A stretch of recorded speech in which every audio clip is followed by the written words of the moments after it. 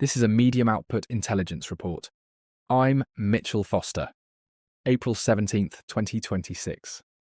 Relations between the Holy See and the White House have become increasingly strained following a heated exchange between Pope Leo XIV and President Donald Trump.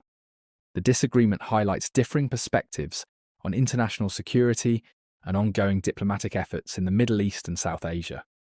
The Vatican and the US administration find themselves in a high-profile ideological conflict.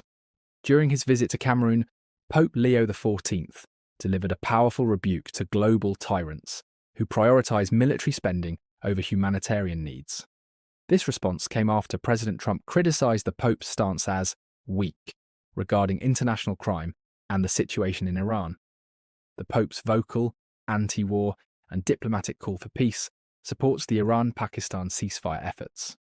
In contrast, President Trump's public and confrontational attempts to pressure the Vatican for tougher measures frame the Pope's diplomacy as a security liability. Iran and Pakistan are actively engaged in mediation and ceasefire talks to maintain diplomatic momentum and secure international legitimacy for the peace process.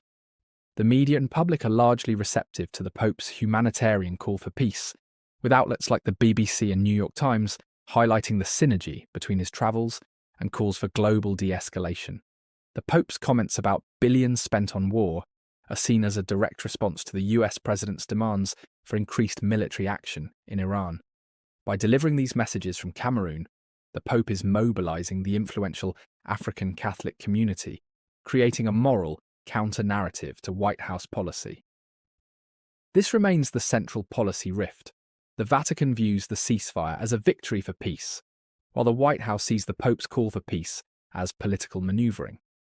As the Pope continues his tour, attention will focus on whether the White House will persist with its public pressure campaign or shift to more traditional diplomatic channels to reconcile with a leader advocating for peace.